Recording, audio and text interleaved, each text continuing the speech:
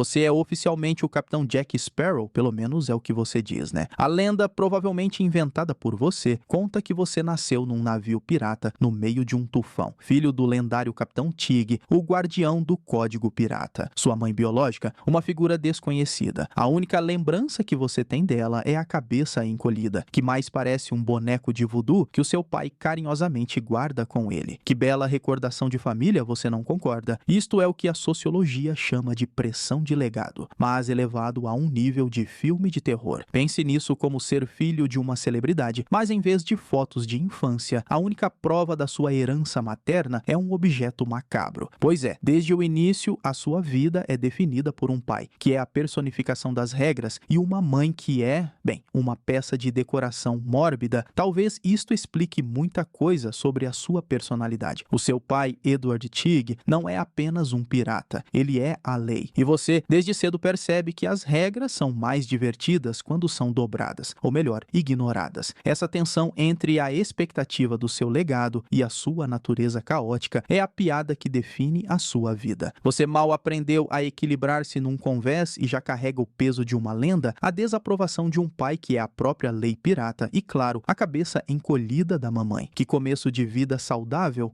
Com um começo de vida tão bizarro, você decide seguir uma carreira de aventuras nos mares, certo? Errado? Seus primeiros registros verificáveis te colocam não sob a bandeira pirata, mas como um funcionário da Companhia das Índias Orientais, trabalhando para Lord Cutler Beckett. Pois é, o filho do lendário pirata Tig, recebendo ordens de um engomadinho. Você até vira capitão do navio mercante Wicked Wench, o que parece um passo na direção certa, até seu chefe te dar uma ordem que define sua vida. A ética empresarial entra em jogo aqui de uma forma bem simples. A regra da companhia era o lucro acima de tudo. Seu chefe Beckett te ordena a transportar uma carga de escravos. Para ele era só mais um negócio, mas a sua bússola moral, que geralmente aponta para direções bem aleatórias, resolve funcionar. Em um ato de rebelião, você liberta os escravos, traindo seu chefe e a maior corporação do mundo. Uma péssima decisão de carreira, você não concorda? A vingança de Beckett é rápida e cruel. Ele não apenas te demite, ele te marca a ferro quente com um P de pirata e, para te destruir psicologicamente, ordena que seu amado navio, o Wench, seja incendiado e afundado. Que belo pacote de rescisão! Você não escolheu a pirataria. A pirataria foi literalmente marcada na sua pele. Você entra nesse mundo não como um rebelde ambicioso, mas como um ex-empregado falido e desesperado, cujo único bem foi para o fundo do mar. Desempregado, marcado e sem seu navio, sua mente se volta para as lendas sussurradas nas tavernas mais escuras. Histórias que marinheiros só contam depois da terceira garrafa de rum. Você faz o que qualquer pessoa desesperada faria, procura um pacto com o próprio diabo do mar. Seu desespero para ter o Wench de volta te leva a buscar Davy Jones, o capitão fantasmagórico do holandês voador, uma entidade que personifica o medo e o poder dos oceanos. A negociação é rápida, pois você não tem nada a perder, exceto, claro, a sua própria alma. Você fecha com ele o pior acordo da história náutica, trocando uma eternidade de danação por um capricho de 13 anos. A análise de risco, em termos de economia, explica sua péssima decisão de uma forma que até uma criança entenderia. É como pegar um empréstimo para comprar o carro dos seus sonhos. O problema é que a taxa de juros é a sua alma e o prazo de pagamento são 100 anos de trabalho escravo. Qualquer pessoa com uma calculadora diria que é um péssimo negócio, um investimento com retorno garantido de sofrimento eterno. Mas você não está pensando com a cabeça, está pensando com o coração partido de um capitão que perdeu seu navio. Jones, se divertindo com a sua imprudência, cumpre a parte dele. Seu navio ressurge das profundezas transformado. O casco, antes de madeira, agora está carbonizado e enegrecido. E as velas, antes brancas, estão rasgadas e negras como a noite. Você o rebatiza de Pérola Negra, um nome que inspira medo e admiração. A euforia de ter seu navio de volta, o mais rápido dos mares, cega você para a realidade do cronômetro que acaba de ser iniciado. Cada dia de liberdade, cada horizonte conquistado, é apenas uma pequena prestação de uma dívida impagável. Você solucionou um problema imediato, criando uma catástrofe inevitável. Que gênio das finanças! Com o seu amado Pérola Negra de volta sob seus pés, você finalmente tem tudo o que sempre quis. Um navio, uma tripulação e um mapa para o lendário lendário tesouro azteca na ilha de Muerta. A liberdade é sua por cerca de 10 minutos. Acontece que seu primeiro imediato, um homem astuto e ambicioso chamado Héctor Barbosa, acha que o tesouro é mais importante do que a sua liderança. E para ser justo, sua tripulação, seduzida pela ganância, concorda com ele. Antes mesmo que sua primeira grande aventura comece de verdade, ela termina com um motim. A teoria da liderança, de forma bem básica, explica o seu fracasso. Uma boa liderança exige confiança e um objetivo claro que beneficie a todos. O seu estilo é o oposto. Você é imprevisível, egoísta e não inspira lealdade, apenas um interesse temporário. Barbosa ofereceu à tripulação um plano mais direto e lucrativo. Pegar o tesouro e se livrar do capitão esquisito foi uma decisão de negócios, e você foi o item cortado do orçamento. Eles te abandonam em uma ilha deserta, um clichê pirata que se torna a sua realidade humilhante, deixando-o com nada além de uma pistola contendo uma única bala. É aqui que a sua lenda mais famosa nasce, a de que você escapou da ilha amarrando 2 tartarugas marinhas para fazer uma jangada. Uma história fantástica que você mesmo inventou para mascarar a verdade patética. Relatos mais sóbrios sugerem que a ilha era, na verdade, uma rota de contrabandistas que simplesmente te deram uma carona. Pois é, você, o grande capitão, não apenas perdeu o navio mais rápido do mundo na primeira viagem, como também teve que mentir descaradamente sobre como pegou uma carona para sair do seu exílio. Que humilhação!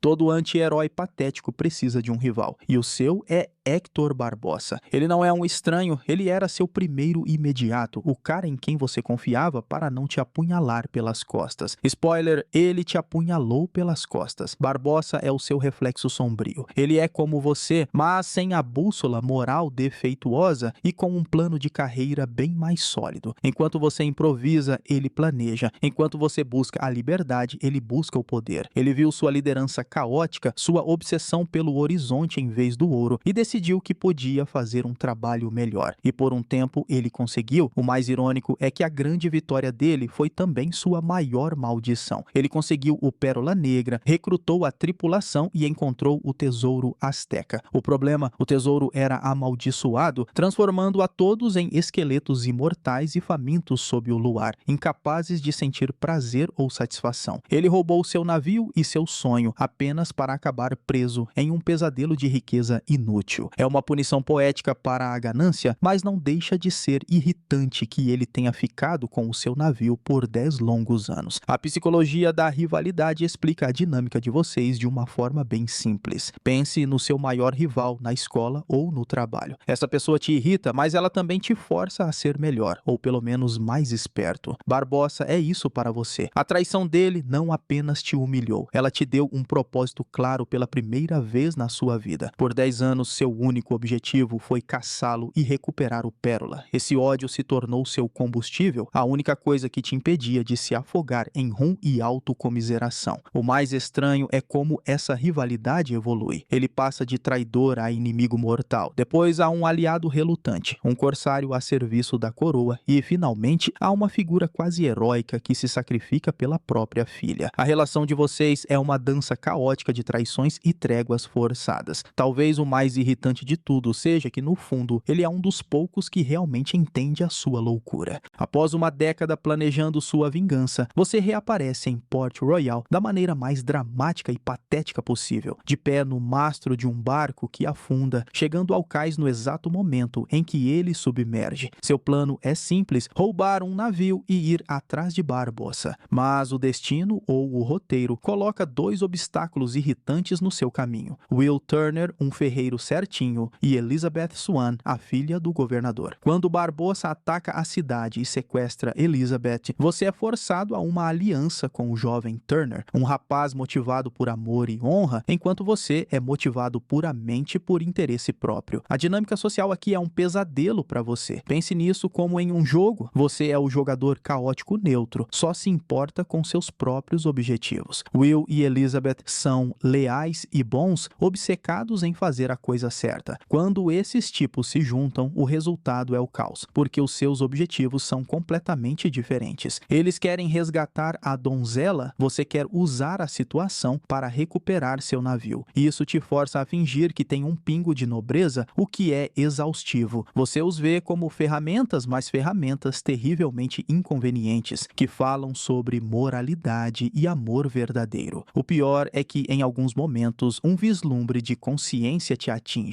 e você se vê relutante em deixar que o inocente Will seja morto. Que irritante, esses aliados não são parceiros, são a sua âncora moral, te arrastando para atos de heroísmo indesejado, quando tudo o que você queria era ser um pirata egoísta em paz. Depois de finalmente recuperar seu navio e sua reputação, você deveria estar no auge. Mas há um pequeno problema, aquele empréstimo que você fez com o cara de Lula. Pois é, os 13 anos de liberdade acabaram e Davy Jones enviou seus cobradores. A notificação de cobrança chega na forma de uma marca negra na sua mão, um sinal para a transportadora de Jones, o colossal Kraken. Sua vida de pirata aventureiro se transforma na de um devedor aterrorizado em fuga. A biologia marinha, ou talvez a criptozoologia, tenta explicar o seu problema. Pense no Kraken como a versão do oceano de um Tiranossauro Rex, mas com tentáculos e do tamanho de um shopping. A ciência diria que um animal desse porte não poderia existir. Mas no seu universo, as leis da biologia parecem existir apenas para criar monstros que querem te transformar em lanche. É por isso que você se apega a um jarro de terra como um amuleto de segurança. Uma tentativa desesperada e supersticiosa de encontrar uma brecha nas regras contra uma ameaça biologicamente impossível. Seu núcleo é revelado aqui, um instinto de sobrevivência que supera qualquer pingo de lealdade ou honra. Você não é um herói se preparando para a batalha. Você é um animal encurralado. Sua busca pelo baú da morte, que contém o coração de Jones, é sua única esperança. E para alcançá-la, você está disposto a enganar e sacrificar todos ao seu redor. Sua fachada de capitão despreocupado se desfaz, revelando um homem paranoico e aterrorizado, cuja única preocupação é salvar a própria pele. A liberdade que você comprou com sua alma provou ser apenas temporária, e a execução da hipoteca será feita por um polvo gigante. No clímax da sua fuga, quando o Kraken ataca, seu primeiro instinto é o de sempre, a covardia. Você abandona seu navio e sua tripulação, remando para a segurança. Mas então, em um raro ataque de consciência, você retorna. Tarde demais, Elizabeth Swann, em um ato de pragmatismo frio, te distrai com um beijo e te acorrenta ao mastro, sacrificando você para salvar o resto. Sua morte é grandiosa. Sozinho, você encara a bocarra da besta e é arrastado com seu navio para as profundezas, para o baú de Davy Jones. Um fim quase heróico se não fosse resultado de uma traição. O problema é que a morte não é o fim. O baú de Davy Jones não é um inferno, mas um purgatório psicológico bizarro. É um deserto branco infinito, um nada ensolarado onde você está preso com o Pérola Negra e sua própria mente em frangalhos. A psicologia explica isso de forma simples. É como ter um surto psicótico. O trauma de ser devorado por um monstro e a solidão absoluta fizeram seu cérebro quebrar. As diferentes partes da sua personalidade, o capitão, o covarde, o gênio, se separaram e viraram uma tripulação inteira de Jack Sparrows. Pois é, seu tormento não vem de demônios, mas de múltiplas versões de si mesmo, todas discutindo e sendo igualmente inúteis. É a forma mais cruel de solitária que existe. Você é forçado a conviver 24 horas por dia com as piores partes da sua própria personalidade. Que horror! A morte deveria ser um descanso, mas para você é apenas uma reunião de condomínio interminável e enlouquecedora na sua própria cabeça. Você concorda que isso é pior que qualquer inferno tradicional? Seus aliados, liderados por um Barbossa misticamente ressuscitado, te resgatam do seu purgatório mental. Mas se você acha que eles fizeram isso por amizade, você é mais ingênuo do que parece. Eles te trazem de volta porque precisam de você para a maior crise que o mundo pirata já enfrentou. Uma guerra de extermínio liderada por Cutler Beckett, que agora controla Davy Jones e seu coração. A única esperança é convocar a Corte da Irmandade, uma aliança de 9 lordes piratas, da qual você, para a surpresa de todos, faz parte. Pois é, você foi de prisioneiro da sua própria mente a uma peça-chave na geopolítica pirata. Claro que você não tem o menor interesse em uma causa maior. Seu plano, como sempre, é egoísta: encontrar o coração de Jones, apunhalá-lo e tomar seu lugar como o capitão imortal do holandês voador, escapando da mortalidade para sempre. Para isso, você precisa de caos, e a corte da Irmandade é o lugar perfeito para criá-lo. A teoria dos jogos, de forma bem simples, explica sua estratégia. Pense na votação para o Rei Pirata como um jogo. Todos votam em si mesmos, resultando em um impasse. Você, o jogador caótico, faz o movimento imprevisível. Em vez de votar em si mesmo, você vota em Elizabeth Swann. Por quê? Porque você previu que ela, movida pela paixão e pelo desejo de salvar o Will, faria a única coisa que você precisava: declarar guerra. Foi um ato de puro caos calculado. Você não queria ser o rei. Você queria que o rei criasse a distração perfeita para você executar seu plano de roubar a imortalidade. Que jogada! Você manipula a maior aliança pirata do mundo, empurrando-os para uma guerra suicida. Tudo para que você possa tentar escapar da sua própria mortalidade. Você não é um herói de guerra, é um oportunista que joga xadrez enquanto todos os outros estão jogando damas. Anos depois de perder sua chance de imortalidade, o universo decide zombar de você, te forçando a uma busca pela fonte da juventude. Você é capturado em Londres e coagido a participar de uma expedição, preso entre a Marinha Britânica, liderada por um Barbossa que virou corsário, e o infame pirata Barba Negra, que por acaso é pai de uma mulher do seu passado, Angélica. Mais uma vez, você não é o mestre da sua aventura, é um peão em um jogo de titãs sendo manipulado por todos os lados. Seu único objetivo não é a vida eterna, mas simplesmente sobreviver a mais uma confusão em que foi metido contra a sua vontade. Como sempre, você sobrevive não pela força, mas pela astúcia. Você manipula todos, orquestra a queda do aterrorizante Barba Negra e consegue escapar. Sua vitória, no entanto, vem com um ato de crueldade calculada. Você abandona Angélica em uma ilha deserta, um ato de autopreservação que prova que, no fundo, sua lealdade primária é sempre consigo mesmo. Você se livra de todos os seus inimigos e sai por cima. Parece uma vitória, certo? Errado, o universo sempre guarda a melhor humilhação para o final. A física e a teoria dimensional são ignoradas para te proporcionar uma nova forma de sofrimento. A ciência diria que é impossível encolher um objeto complexo como um navio sem violar a lei da conservação da massa. Pense nisso como tentar guardar um carro inteiro dentro de uma caixa de sapatos. Simplesmente não cabe. Mas a magia voodoo do Barba Negra aparentemente não se importa com a lógica. Antes de morrer, ele usa seus poderes para encolher o seu amado Pérola Negra e aprisioná-lo dentro de uma garrafa de vidro. Que humilhação suprema! Depois de tudo o que você passou para recuperar seu navio, pactos demoníacos, motins, a morte e um purgatório mental, você o perde de novo, não para um rival, mas para um feitiço. Seu símbolo de liberdade absoluta, o navio mais rápido dos mares, agora é uma miniatura, um objeto de decoração que você pode carregar no bolso. É a metáfora mais cruel para sua vida. Não importa o quão grandiosos sejam seus feitos, você sempre acaba com sua liberdade engarrafada.